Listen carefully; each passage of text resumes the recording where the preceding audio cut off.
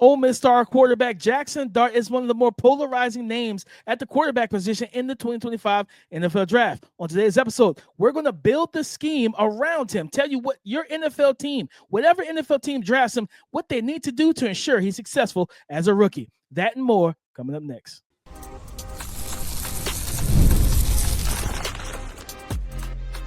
You are Locked On NFL Draft, your daily podcast covering the NFL Draft. Part of the Locked On Podcast Network, your team every day.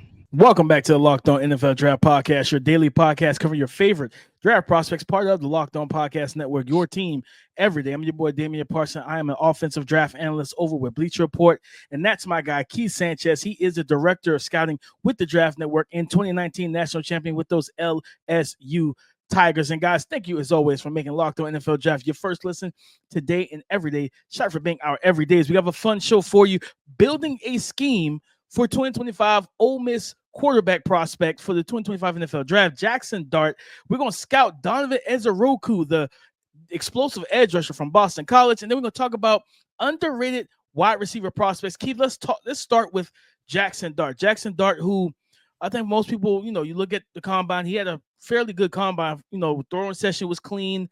He wasn't inaccurate. He did what he needed to do when he went out there.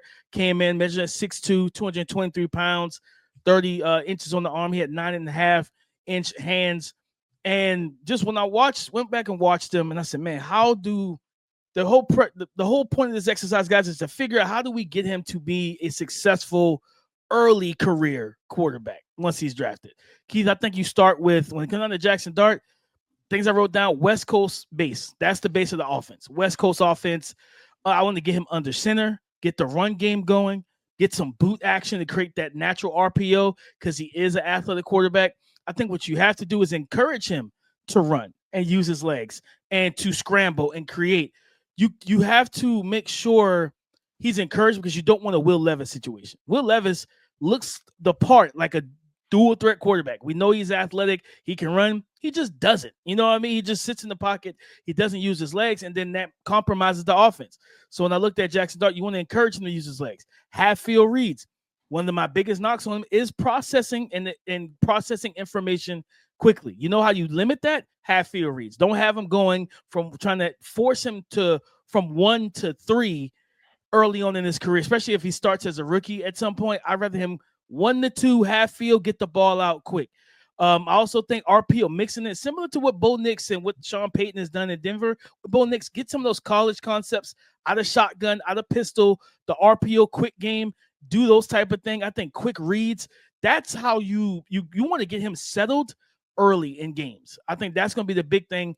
We know if he's facing zone coverage, off coverage, he can hit the quick hitches. He can get the ball out to the first read. We saw that at the Senior Bowl, that chemistry with him and Jake Brenningstool, firing those button hooks and those 5-7 yard hitches and stuff like that between linebackers. He has good arm talent to do that. That's what's good to me from a schematic standpoint. That's what needs to happen. Mechanically, you have to, whoever drafts him needs to work with that, Keith. Like, he's a up top muscle thrower. His footwork is chaotic at times, and if you force him to move, evade, and reset, it's all upper body, right? That's why some of his deep throws they're not the most accurate, and sometimes they lose steam, honestly, when he's throwing down the field because of his mechanics as well. So you kind of have to rework his mechanics a little bit. I think he can be a successful pro quarterback, but whoever he goes to, they gotta put the right scheme around him, the right offense, so he can be comfortable out the gate. Yeah, I go with there's a lot, and I think you just covered a lot, right? I'm gonna go with I think the Bo Nix situation and somebody who can implement college, quote unquote, and I put it in quotes now because so much of college stuff is being in the NFL, right? When you talk about the RPO, True. quick game, bubble screens, quick screens, tunnel screens, just all the screen games, quick game stuff that's out there, sticks, spacing, all of those different type of concepts. I can see him operating. I went and watched the Florida game, DP, and I'll say this. I was pleasantly surprised, and I'll say that was some of his probably best film, and they lost that game. And I think they only scored maybe 17 or 24 points. Mm-hmm. But watching him against zone, and this is what I took from it, that I think that he would benefit greatly, like most young quarterbacks, from being with an experienced play caller and a play caller that understands how to dictate coverages, right? How to force the defense into things. And what do I mean by that?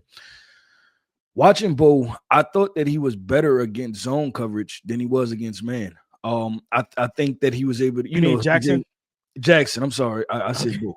No, you good. Watching Jaxson Dart, I thought that he was better against zone coverage than flat out man. Like I said, the Florida tape, he was ripping hole shots. It was cover 2, cover 3. He had the ball with nice trajectory. He was floating over the top. It was a deep over route. He led a wide receiver up the field away from the defensive back instead of just throwing it straight across the field. With a defensive back and undercut it. I was impressed with some of the throws that he made. So I look at that and say, hey, like what do you need to do? And I think dictating coverages for him would be important. And how do you dictate coverages, right? You go into some stack sets, right? Because usually DBs, they're, in secondaries, they'll switch to zone coverage, right? And I think he Mm-hmm. did a good job, or he did a good job in the Florida game, I'll say, of being able to decipher, get the football out quickly in zone coverage. I agree with you also with the short, quick game. And I thought of Bo Nix because you thought of the same type of situation. Short game, throw it deep. Short game, throw it deep, right? Kind of do both of the elements Mm-hmm. and ask him to do that. Now, the two elements where I was like, okay, he's going to have to improve is against tight man-to-man coverage, which we know will happen in the NFL, and him just letting the football go, right? He's still and we've seen this with Lane Kiffin, we've seen this Matt Corral, right? It's just sometimes those guys, if the guys aren't just open, right, like sitting in Yeah. the window open, but they're open by 1 yard with a defender trailing them, that doesn't look open to them, right? Like that's not open, but that's open in the NFL, right? A 1 yard of separation is open, so he has to get used to letting the football go in tight man-to-man situations. And then the last thing I would say is just handling pressure, right? Like having an Yeah. answer for pressure, because I will say the difference in that Florida game was, hey, the O-line played better, right? Ole Miss O-line. And then when they didn't play well, I don't think Jaxson Dart always had answers. You talked about him using his legs. I think that he's a more than willing runner. I think if Yeah. you let Jaxson Dart run for 100 yards a game, he'll take it, right? Like that. He Mm-hmm. wants to do that. So I think that's where he differs from Will Levis in that case. Yeah, and that's what, like, and I agree with you. That's why my point is, like, just whatever, 'cause you get certain OCs a teach, because I remember with Will Levis, I think it was the year before he came out. I forget who the OC was, but that OC at the time was like, yeah, go ahead, and like they let him run. I think he had like maybe 400 or 500 yards rushing that year. Then Liam Cohen came in, who's the new head coach for the Jacksonville Jaguars, and I got word that Liam Cohen didn't want him running. And now, to his point, Will Levis got banged up a lot. He had a ankle injury, a knee injury, a finger injury. It was all these different things kind of piling up. So I get it. So it's like, yeah, like make him comfortable by saying, listen, it's because I think we talked about it with athletic quarterbacks, like, with Lamar Jackson in the postseason, bro. I don't care what the narrative is. You trying to win this game. So if you got to run for 200 and throw for 50 to knock off Pat Mahomes, do it. I don't care. Forget what they're going to talk about on ESPN or any other like national television show. If you beat Pat Mahomes, you beat Pat Mahomes. Use your whatever it takes. So like that's where I think a lot of these guys they allow that narrative of what people will say. Oh, well, he ran for more than he threw. Did he win? Like last time I checked, we was in the business of dubs, and that's what matters most. So I think that's what with Jaxson Dart, you want him to still run, and I agree with you. The zone stuff, the hole shots. And he's not the typical big arm or stronger arm quarterback where he doesn't have control. He can't layer throws. He knows how to take some steam off, and layer it over those second level defenders into those voids in the defense. He does a good job of that. Like you said, the man coverage stuff, and I think it's because, like you said, with Matt Corral and that Ole Miss offense, they're so used to isolated winners that when you play man to man and you play it well, they get kind of shook a little bit, like, okay, well, my first read's not open. Now what? And it's like, hey, listen, like, because I remember, like, when Trey Harris went down, we were like, okay, Juice Wells gonna start getting some run, and once they got in the SEC play, they start seeing more man to man. They start seeing more of a mixture of zone and man, where they played that cupcake schedule and they were just whooping teams because teams were playing off. They're like, man, we don't have the athletes to run with Trey Harris and Juice Wells and Jordan Watkins and Cade Presscorn and all that. They knew they couldn't do it. But once you got an SEC play, it was a little different. So I think for him, like what we talked about, quick game, making it simplified for him, I think that's the way to go, at least early on until the game slows down for him. Yep, I agree with DP. Let's do this, man. Let's transition and talk about one of the most underrated edge rushers. Don't be surprised if you hear his name called a whole lot earlier than what people are talking about him, and that is Boston College's Donovan Ezeiruaku. We're going to scout him, talk about him, give you the lay of the land of exactly who this guy is and draft projections into the NFL. We're going to talk about that coming up next. Ever check your bank account and wonder, where did all my money go? Between dining out, online shopping, and entertainment, it's easy to lose track. That's where Monarch Money comes in. Your personal CFO giving you full visibility and control over your finances. Monarch Money isn't just a budgeting app. It's a complete financial command center. You can track all your accounts, investments, and spending in one place. So you stop just managing your money and start building wealth. When I started using Monarch, I realized how much I was spending on food and food delivery. Now I budget smarter and I save more money. Take control of your finances with Monarch Money. Use code LOCKEDONNFL at monarchmoney.com for 50% off your first year. That's monarchmoney.com with the code LOCKEDONNFL for half off your first year.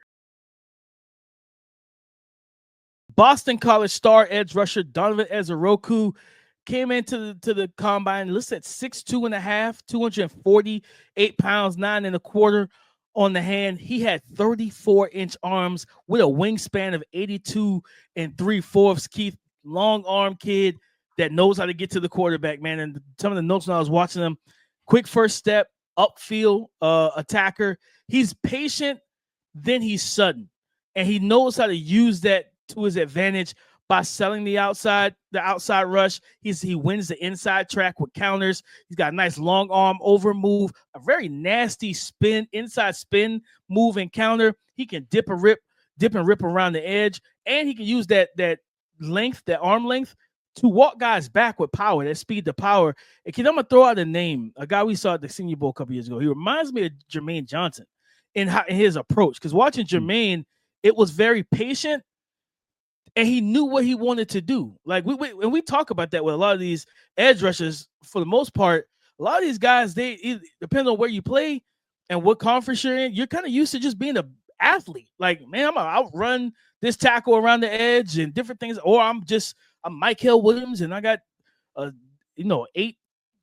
wingspan and I can just long arm you to death and different things of that nature. Where a lot of guys, I'll always remember watching Jermaine, and Jermaine knew how he wanted to attack each and every offensive lineman he faced on film and at the Senior Bowl, right? He practiced two days, and then he said, okay, I'm done. And then he was a first round pick and a good player for the Jets. That he reminds me of Jermaine in that regard of, I know how to set my guys up. I know how to win one-on-one. Also, he's a wide 9 guy too, where you widen them out, on those third downs, and you pull that tackle onto an island, and now you give him a two-way go, similar to a slot receiver, where that tackle really doesn't have the best options when you're out there on the island by yourself. You don't have that guard as your bumper. It's just you and Donovan Ezeiruaku. I saw some stuff too, Keith, depending on where he's drafted. Against Michigan State, they pulled him off ball and let him kind of rush on the guard as a spy, where he slow played it, because they know Aiden Childs was a really good athletic quarterback. And instead of just like getting out of the rush lanes and letting him run, like they let him kind of spy him. And I'm like, okay, that's a interesting part of his profile as well, because depending on where you drafted, there's athletic quarterbacks all over the NFL nowadays.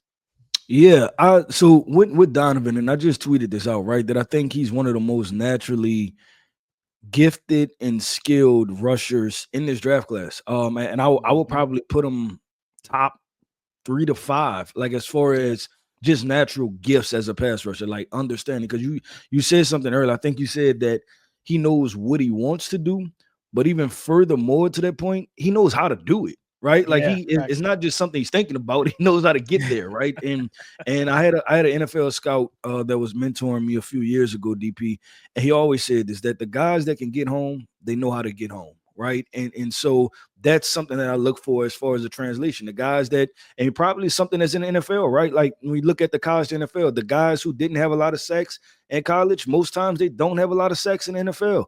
And it's just one of those things, right, that translates. So I look at Donovan, and I even bring up this, right? And you say, and this is why we're talking with the Locked On families, because understanding if your team drafts him, right, what they could potentially be getting, but also identify him and put him on your draft board, meaning that remember a couple years ago, BJ Ojolari, right? And this is why brands and colleges matter, right? BJ Ojolari came out, and that's my guy, one of my favorite guys that we recruited at LSU. But I think they may have been very similar body types, right? I want to say probably came in at similar heights, things like that. But I feel like BJ was a much more talked about prospect as far as, hey, can this guy, you know, where he's going to go? I think Donovan is picking up steam now, but it's still kind of an afterthought as far as him being one of the best pass rushers in this class. While I think BJ entered the draft with that kind of notion to him, but I think Donovan is on par, if not maybe a step ahead as far as just the detailed elements of his pass rushing being developed. But I like Donovan a lot. I think there's a lot to unfold and unlock with Donovan. No, I agree with that too, Keith, because you know, and the Cardinals are hoping, hey, we get healthy BJ back this year to pair with Josh Sweat that they just signed from the Eagles and having Barron, but they're hoping that this healthy BJ Ojolari be that fastball for him that they needed off the edge in Arizona. I like that call out with Donovan. Yeah, don't be surprised too, because I have to get my stuff right. Boston College, you know, is not too far from Philly, right? Philadelphia. Don't be surprised you see the Eagles take him, right? Like this is another guy. Like even compare it. Yeah, you compare it to Nolan Smith. Like he's a much more advanced pass rusher than which Nolan Smith is at this point. And it's a group of guys that I put Donovan in that mix. I put Barron Sorrell in that mix. I put Kyle Kennard in that mix of guys that at the back end of the first round, teams may take a swing on, right? Back in the first round, early top 5 picks in the second round, that teams will be like, you know what? Let's roll with it. Like we think this guy has the ability to get some things done. I like how you brought up Philly, another team that, you know, that needs to possibly look at him, you know, in the back end, like after 25, the Baltimore Ravens, man. Like the Baltimore Ravens have not had that go-to edge rusher, truthfully, since like Terrell Suggs. They did bring in was it Justin Houston later in his career? He was good. Jadeveon Clowney, Kyle Van Noy's there, and he's been, you know, kind of having a resurgence in his career. And you know, when you're double teaming Kyle Van Noy and you don't have another answer across the field, like that's a problem, because Odafe is more of a power rusher that never truly developed a, like you said, a pure pass rush skill set and process. Like he's just a big, long athlete that still hasn't truly figured it out. He gets pressure, but you got to convert those pressures into sacks at some point. I think Donovan Ezeiruaku in the back of the first to Baltimore, that sound, because at the end of the day, you still got to deal with Joe Burrow, and no matter, because what it looks like right now, they probably won't have Trey Hendrickson. So if they don't pay Trey, they're probably going to pay T. They're flaming this whole situation with paying people. Like, you know what I mean? Like Joe's probably not happy because Jamar ain't happy. T's not happy. Trey isn't happy. I don't know what's going on in Cincinnati, but if they still have T and Jamar, you got to get back there. You got to get back there quick. And Donovan Ezeiruaku is one of those guys on 3rd and 8.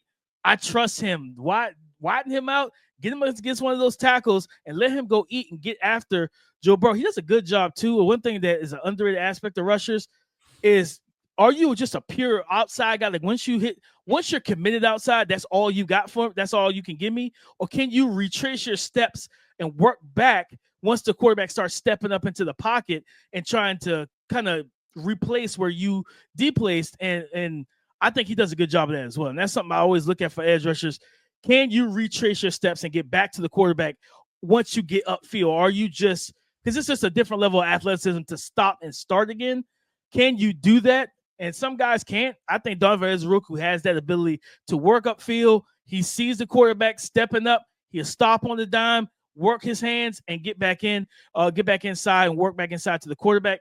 I think this guy should be a back end of the first round type of pick. And it's going to be interesting, Keith, because like you always talk about like seeing it versus projecting. He's a guy we've seen do it. I think he led the nation in sacks. He had 16 and a half sacks last year, at Boston College. And like I said, if that was at Alabama, dare I say, Keith, he's probably a top 15 pick if he was at Alabama doing that. Yep. And that type of work. Like, without a doubt. We got to get to watching Boston College and some of these other programs, but I think he should be a back end of the first round pick at worst, man.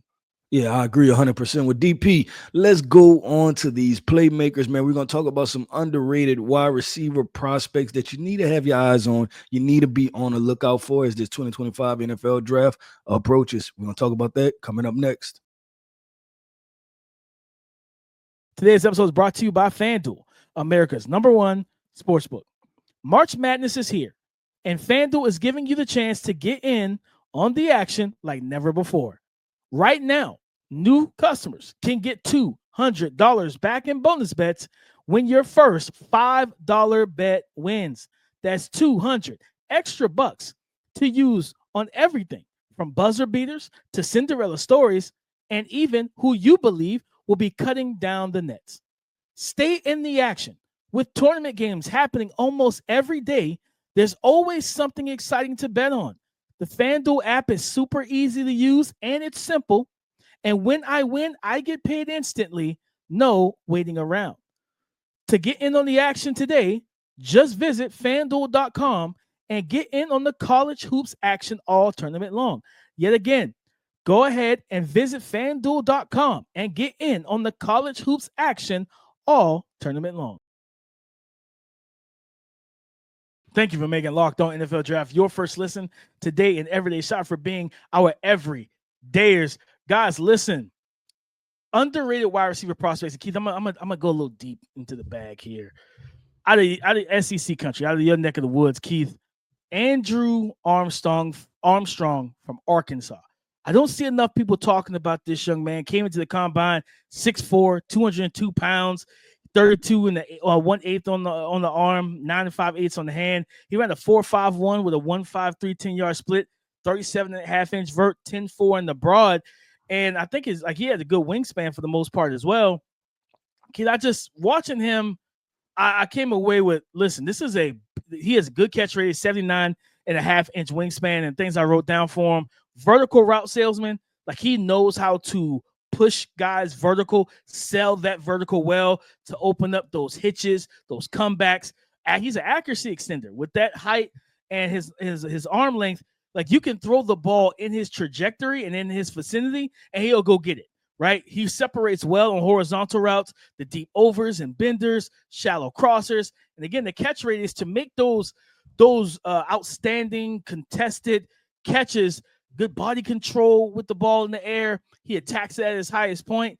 And he also, like, this is a guy that he will do the dirty work too, Keith. Like, he'll work the interior, the middle of the field, between the hashes, like, and be a possession receiver for you as well. I'm not saying that he should go second, third round, but I think day 3, this is one of those sleeper picks that you like, you know what, man? We get him into camp, and then you start hearing in training camp, like, this guy's shining for an NFL team, and he's making a conversation about rising up the wide receiver room in the depth chart. He can play, and it's just, a lot of people didn't watch Arkansas, but I feel like people should have watched Arkansas. I know that they had a pretty solid season for one. Like, they knocked off Tennessee. I think they started off kind of slow, right? I want to say they started off slow and finished strong. I think that's what happened. Yeah, and I just think, like, Taylor Green, the quarterback, a really talented quarterback we need to keep our eye on this summer for 2026 NFL draft. Like, that was his go-to guy. Andrew Armstrong was his go-to receiver, and he funneled him with targets, man. And he proved that he could be that top receiver in the offense that you can feed the ball to. He does different. He can do a multitude of things for your offense. Be the possession guy. Can do some stuff, taking the top off, more build-up speed than the Tyreek Hill, Jalen Waddle, just electric instant speed. But yeah, I mean, especially I think about a team like the New York Giants, day 3, I know they just brought back Darius Slayton. You have Malik Neighbors, Wan'Dale Robinson. Like, you could use another guy with a catch radius and size in that wide receiver room to help whoever is going to be throwing the football for the foreseeable future. Yeah, I agree with that. DP, I'm gonna go back to UCF. You know, I had my guy last year, Javon Baker. I'm gonna go with Kobe Hudson this year. He's another underrated wide receiver prospect to me. I think you talk about the route savviness, being detailed, understanding how to stem people, understanding how to stack. This guy had a really good season. Just nobody's discussing him. He was even a late Senior Bowl addition. I think was he at Shrine or Hula Bowl or something like that? And then he wound up being a very late Senior Bowl addition. He was only able to go for one practice, I believe. I think it was just a Thursday practice. But I think there's a lot there, DP. I think there's a lot there as teams may need a wide receiver 3. I think he could potentially do that for them and start to kind of, carve out other roles. But talking about maybe potentially working in a slot or being a Z wide receiver or a backup wide receiver at the Z position, there's a lot there for him to kind of unfold, uncover, and do some things. I think he's going to be a guy that's going to get to camp, and then in one-on-ones, he's going to be impressive because he knows how to run routes, right? And I foresee that for him. The other guy is totally off the radar. Utah's Dorian Singer. This guy's he's been quite a few places. He started at Arizona, I believe, and that's when he had his 1,200-yard year. I think he was with Teodoro McMillan when McMillan was a freshman. Then he left there, went to USC, didn't quite have the year that he wanted. I think that was the year with Jordan Addison at USC, and Caleb Williams and Jordan Addison had the connection. Left USC, went to Utah, and Utah. I believe the quarterback got hurt again. Our guy, I forgot. Cam Rising. Yeah, Cam Rising. I was blanking on his name. Cam Rising got injured, so they had, I believe it was Zach Wilson. Was it Zach Wilson's brother? Wound up being the starting quarterback. And so obviously the numbers are not thoroughly impressive, but he still had 53 receptions for 700 yards and a touchdown. And when you watch him, he's just a good movement piece, right? Like, he can get the job done from that perspective. So I think that you're talking about a wide receiver 4, like filling out the back end of a wide receiver room. He has that ability, and we've seen the upside. Like, there were moments where people were talking about this guy 2-3 years ago as a top 100 prospect, right? And so I don't think that you flash those things and that they aren't there anymore. It hasn't been a ton of injuries or injuries, period, I don't believe, that has held him back. It's just been situations, right? And unfortunately, there's the positive part of the transfer portal where you could jump in and go to a great situation. Then sometimes you're just better off being where you are, right? And I think that's what we're learning, and some of these prospects are learning too, that, hey, maybe the grass is not always green on the other side. But Dorian Singer, the wide receiver from Utah, I think he has the ability to be a nice little piece for a wide receiver. I even think of teams like the Washington Commanders, who, I'm not saying add him as, your number, well, they got Debo too, so I guess Debo will be your number 2. I'm not even saying add him as your number 3, right? But as you're kind of still trying to fill his roster out, trying to figure out where does Luke McCaffrey fall in for you, this would be a nice little piece to pick up and let him go and compete and see if he can make your team. No, 100%. I love the comment about the transfer portal, because you had 1,200 yards and then you transferred and it just didn't work out. He had he did have a solid season for Utah and keep 6 foot, more like 180. Do you think he has the speed when you bring up the Commanders, because they lost De'Ami Brown? He went to Jacksonville on the 1 year deal. Do you think he has the type of speed vertically to kind of fill that role as a field stretcher for them? So I think he's a field stretcher based off of double moves, right? Those guys that kind of run those corner posts, or they kind of got that rocker step at the top if they're in a slider, right? And they're able to, kind of sell a move at the very top to a safety or defensive back. I think he can do that part and then push vertical. Speed wise, because I don't even know if this guy was invited to the combine. I don't think he was invited to the combine.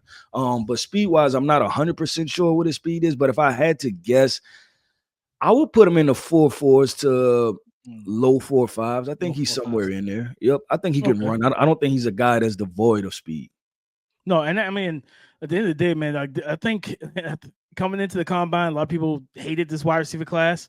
But after the combine, people saw, oh man, like there's some pretty good athletes in this class. So I was like, now go back to the tape, see what translates to the NFL, what role they can fill, is there upside. I think that's what makes this wide receiver class fun for me, because like it's just a mixed bag of different skill sets, size, athletic profiles, And it's like, yeah, we know who the top names are, but with the Jalen Royals and the Jalen Noels, those day 2 guys and some guys on day 3 can come in and be impactful rookies and just impactful players once they're drafted. So listen, man, I think there's a few underrated wide receiver prospects that we're going to keep this underrated stuff going, from running backs, receivers, tight ends, all that, because this is a class with depth and talent. You just got to find it, man.